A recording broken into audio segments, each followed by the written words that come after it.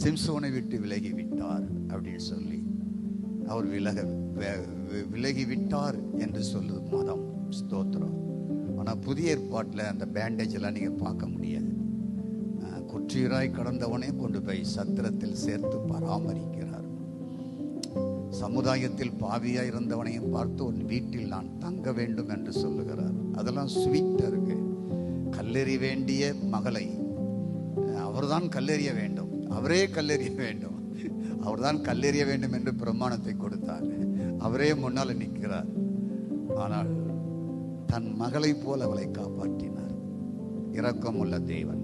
கதிராமதற்கு ஸ்தோத்திரம். பல சம்பவங்கள் இருக்கிறது.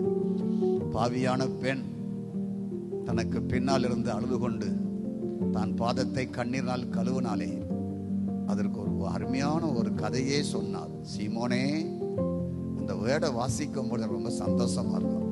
அந்த ராகம் சீமோனே சீமோனே அப்படின்னு ஆரம்பிப்பார்.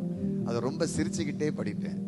Price God. சீமோனே அப்படின்னு சொல்லி அருமையான அன்பை பற்றி நல்ல விளக்கத்தை கொடுக்கிறார்.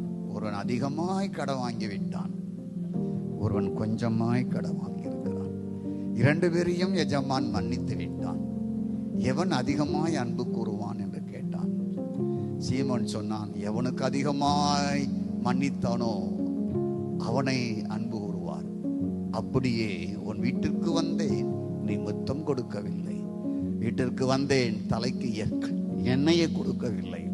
என் பாதத்தை நீ கழுவவில்லை. இதெல்லாம் யூதருடைய முறை, நீ செய்யவில்லை. இவளோ ஓயாமல் என் பாதத்தை முத்தம் செய்தாள்.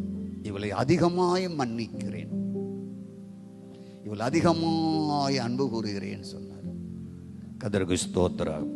நமக்கு எப்பவுமே அன்பின் பார்வை தேவை. கரங்களை தட்டி கர்த்தரை ஸ்தோத்திரம் பண்ணுவோம்.